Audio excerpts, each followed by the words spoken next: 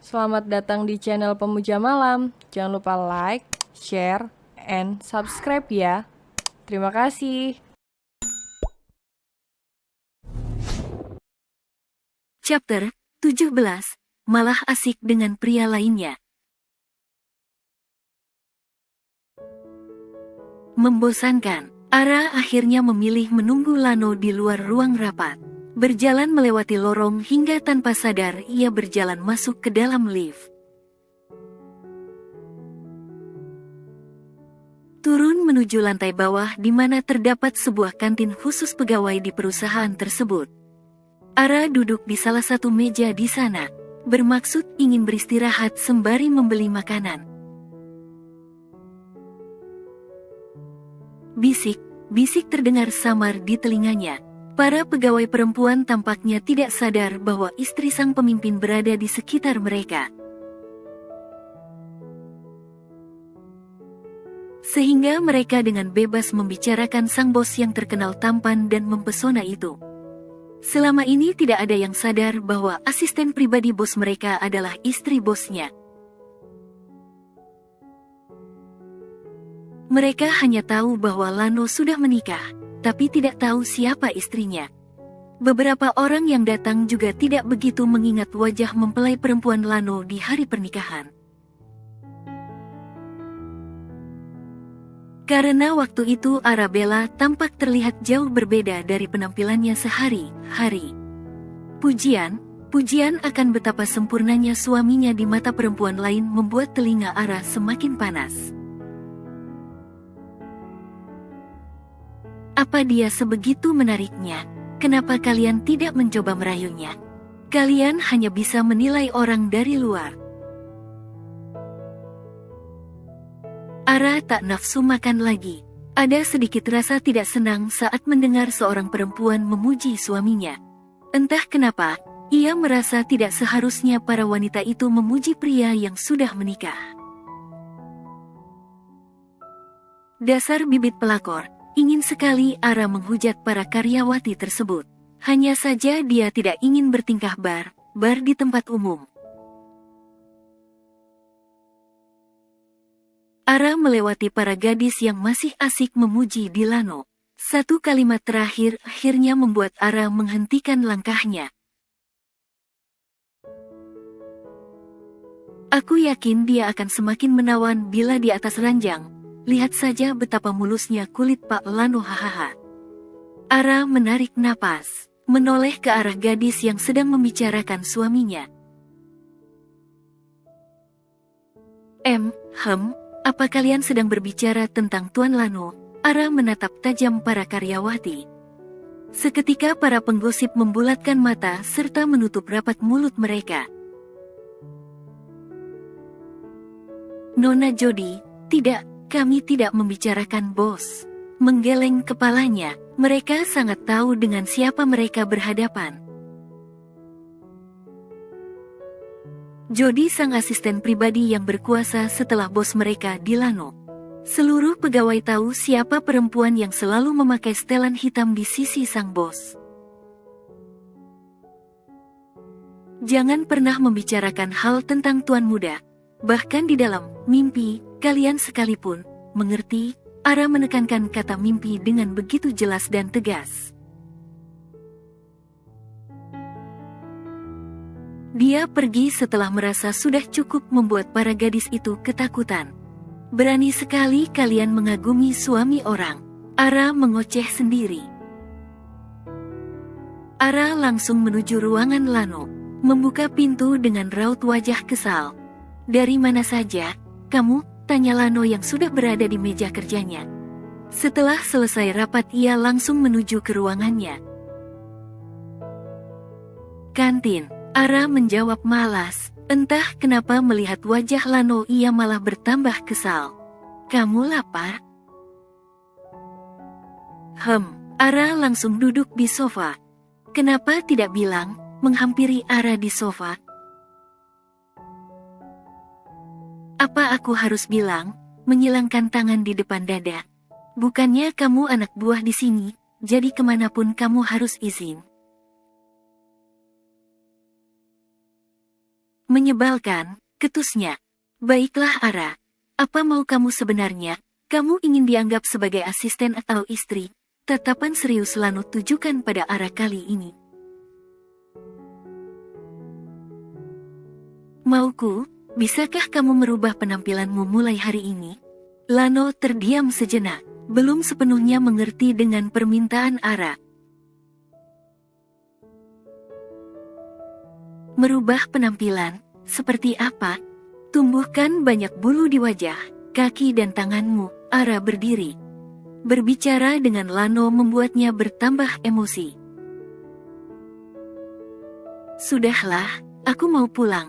Sepertinya hari ini aku tidak fokus bekerja. Ara berjalan menuju pintu keluar. Lano mengekor di belakang. Tunggu Ara, mau kemana kamu? Dan apa maksud kamu? Kamu marah? Kenapa kamu mengikutiku? Membalikkan badan menghadap Lano. Aku hanya mau tanya, mau kemana kamu? Base camp. Ara berbalik lagi, berjalan cepat menuju lift. Bukannya sebentar lagi ada jadwal meeting, Lano masih mengekor. Kini keduanya sudah berada di dalam lift. Ara menarik napas sebentar, menoleh Lano yang menurutnya sangat berisik dari tadi. Padahal biasanya pria itu lebih banyak diam daripada membuka mulutnya. Apa kamu bisa diam? Menghadap Lano. Aku akan diam bila kamu menjawab dengan benar, Ara. Balik menatap. Satu kecupan kilat di bibir Lano mampu membuat pria itu akhirnya diam mematung. Kedua kalinya perempuan itu melakukan hal itu padanya. Aku akan menenangkan diri dulu, sudah lama tidak naik motor. Aku akan menjemputmu nanti sore. Pintu lift terbuka, Ara segera keluar menuju luar gedung perkantoran. Demi apa? Lutut Ara langsung lemas setelah menjauh dari Lano. Mengetuk kepalanya sendiri. Merasa malu dengan sikap spontannya akhir-akhir ini. Bagaimana bisa dia merasa seakan bibir pria itu sudah menjadi candu untuknya? Kamu benar sudah gila Ara. Ara segera menaiki taksi menuju ke rumahnya. Berniat mengambil kembali motor besarnya, lalu memecah jalanan dengan Jojo si motor kesayangannya. Siapa tahu dia bisa tenang kembali setelah bersama Jojonya. Sedangkan Lano masih berusaha menenangkan pikirannya, merapikan jas dan mengendalikan degupan jantungnya yang tak biasa. Tersenyum tipis saat para pegawainya menyapa. Pria itu berjalan kembali menuju ruangannya, seolah tidak terjadi apa-apa antara dirinya dan Ara di dalam lift. Sampai detik ini pun dia masih belum mengerti, kenapa Ara dengan mudahnya melakukan hal yang memang sebenarnya wajar saja untuk pasangan menikah. Namun jika menelisik asal mula terjadinya pernikahan antara keduanya, Lano rasa mereka terlalu cepat melakukan hal tersebut.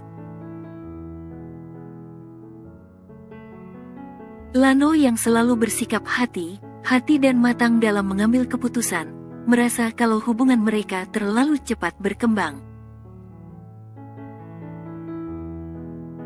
Lano mengusap wajahnya frustasi. Jika seperti ini, mereka akan menjadi pasangan sungguhan.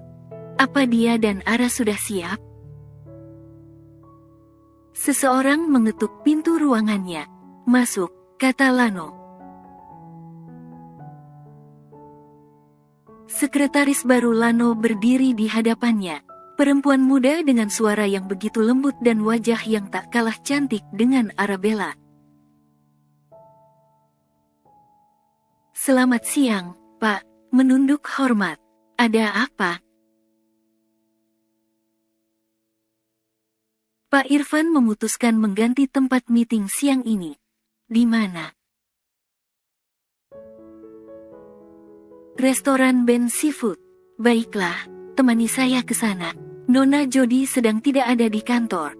Suruh juga supir kantor mengantar kita ke sana, titah Lano. Baiklah, Pak, tersenyum tipis sebelum keluar dari ruang bosnya. 1 jam kemudian sampailah Lano dan sekretarisnya yang bernama Zahra ke tempat pertemuan tersebut. Tampak wajah sang sekretaris begitu senang karena selama 1 bulan bekerja, ini pertama kalinya bosnya itu mengajaknya keluar. Lano dan Zahra duduk di dekat meja yang sudah dipesan sebelumnya. Namun ekspresi Lano berubah saat melihat 2 orang yang sangat Lano kenali berada di restoran yang sama dengannya. Ara tampak begitu bahagia menikmati makan siang bersama Bara. Bahkan Bara seperti sudah biasa mengupas kulit kerang dan kulit udang untuk Ara. Lalu dengan santai ia memasukkan makanan tersebut ke mulut Ara yang terlihat menguyah sambil berbicara. Dia sangat bahagia sekali jika bersama laki-laki itu. Setelah mencium suaminya, dia malah asik dengan pria lainnya. Sepertinya gadis itu harus diberi pelajaran. Apa dia pikir aku hanya pelarian nafsunya selama ini? Lano berdiri. Ia bermaksud berjalan ke arah tempat Ara dan Bara sedang duduk. Namun sebelum ia berhasil mencapai meja tersebut, seorang pelayan tidak sengaja menumpahkan minuman ke pakaian Lano. Maaf, Tuan. Pelayan itu gugup. Melihat adegan itu spontan semua orang menoleh ke arah Lano, tidak terkecuali Ara dan sekretaris baru Lano. Zahra langsung mengambil sapu tangannya dan spontan membersihkan minuman yang menempel di baju dan wajah bosnya. Ara yang melihat Zahra mengusap pakaian dan wajah Lano, langsung berdiri dan mendekati bos dan sekretarisnya yang terlihat seperti pasangan kekasih. Ara menggenggam pergelangan tangan Zahra dengan amarah yang memuncak. Jangan sentuh. Ara menghempaskan tangan Zahra begitu saja, mengambil alih sapu tangan yang semula di genggaman Zahra sang sekretaris. Maafkan saya karena tidak berada di sisi Anda hari ini, Tuan Muda. Membersihkan pakaian kerja Lano yang kotor. Lano yang tadinya hendak marah, malah merasa bingung akan perlakuan Ara padanya. Apa dia memiliki kepribadian ganda?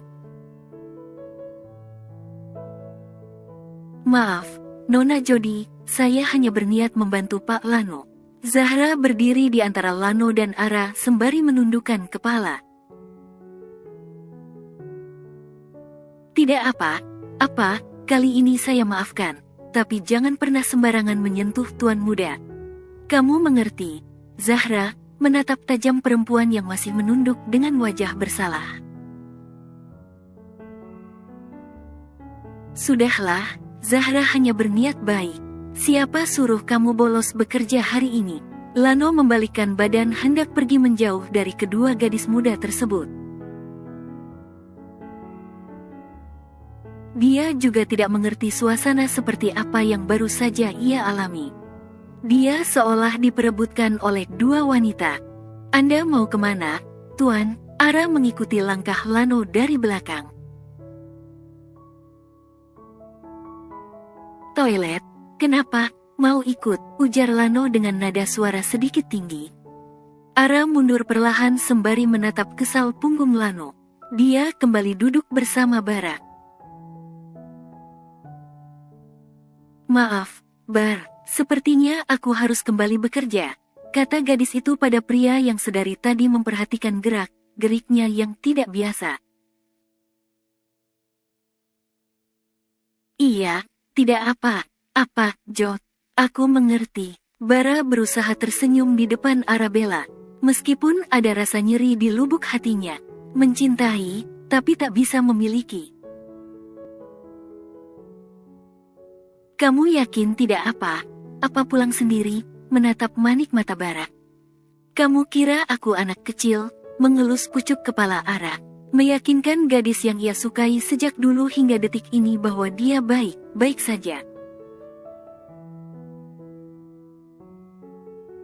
Perasaan sepihak yang belum hilang sedikit pun meski sang pujaan sudah berstatus istri orang. Baiklah, aku akan duduk di sana. Ara bangkit lalu berjalan menuju meja Lano dan Zahra. Menyuruh Zahra pulang kembali ke kantor karena ia akan menemani Lano bertemu rekan bisnisnya. Pergilah, kembali ke kantor, titah Ara pada perempuan yang sebelumnya begitu bahagia karena Ara tidak ada di sekitar bosnya. Iya Nona Jody, katanya terpaksa. Jelas sekali hatinya tidak ikhlas. Oh ya, kalian kesini dengan supir, kan? Tanya Ara sebelum Zahra menjauh. Iya, Nona, Zahra menjawab dengan lembut, padahal hatinya begitu dongkol. Bawa kembali mobil itu ke kantor, aku akan mengantar bos pulang. Sebelum Zahra menjawab, Ara sudah membalikkan badan seolah ingin mengatakan pada Zahra bahwa ia tidak suka ditolak. Sekali lagi Zahra harus berusaha sabar menghadapi asisten pribadi bosnya yang menurut para pegawai wanita di kantor sangat menakutkan. Jody memang terkenal dengan sikap dingin dan tegas di kantor. Tidak jauh berbeda dengan image sang ayah. Dia bertingkah seakan istri bos saja, gumam Zahra yang hanya bisa ia simpan di dalam hati. Mana berani dia mengutarakan kata kasar pada sang asisten. Tidak lama kemudian Lano datang kembali. Bara juga sepertinya sudah tidak berada di sana. Kemana yang lain, menoleh meja Bara dan tempat duduk Zahra sebelumnya. Sudah kembali ke kehidupan masing-masing. Ara duduk sembari melipat kedua tangannya di depan dada. Kamu yang menyuruh mereka pergi. Lano ikut duduk di sebelah Ara. Untuk apa Zahra ada di sini? Tidak ada gunanya. Lalu, Bara ada gunanya, menyindir. Tentu saja, dia bisa mengupas kulit udang dan kerang untukku. Aku suka makan seafood di sini, tapi tidak suka mengupas kulitnya. Dasar gadis pemalas, Lano menggeleng kepala. Sungguh naas nasib Bara pikirnya. Sudahlah, jangan bahas lagi. Lebih baik kita bahas meeting kali ini. Di mana Tuan Malik? Masih lama. Bersambung.